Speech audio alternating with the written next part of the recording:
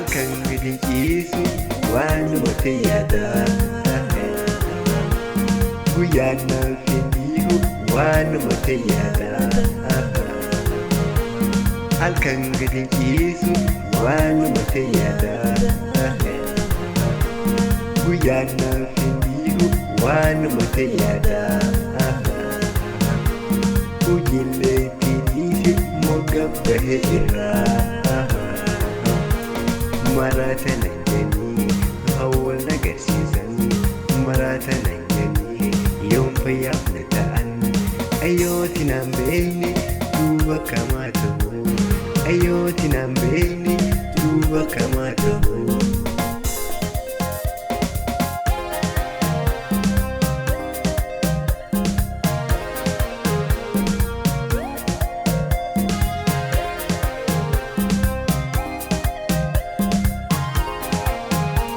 Leensaati yaabootu yaanta rabbaanayyoo siin jaalata jechuun waheen qabdu qaanii jaalaltite hamtuun rafuu na dhorkite.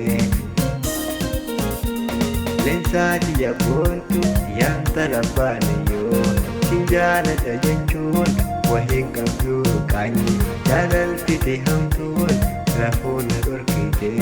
Halkanii guyyaa addaan na wallaalchifte.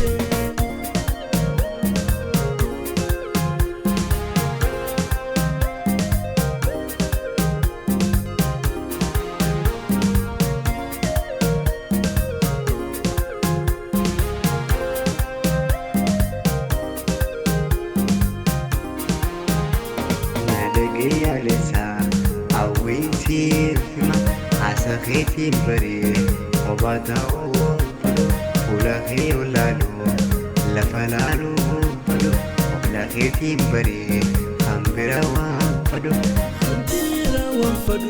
nadagee yaalessaa hawwiinsiif hima haasa'eetiin baree kophaa ta'uu fuula kee olaaluu lafa laaluu keetiin baree kan bira waan fadhu.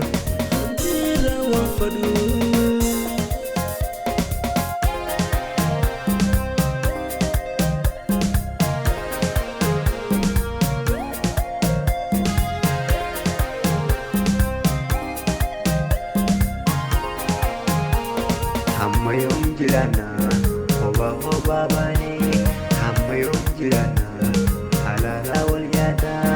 Leensaati yaabootu an dhugansiif hima addunyaan sagalee godaaniin gootamtu harka wal qabannee keessaa hoonni baanaa. Leensaati yaabootu an dhugansiif hima addunyaan sagalee godaaniin gootamtu harka wal qabannee keessaa hoonni baanaa.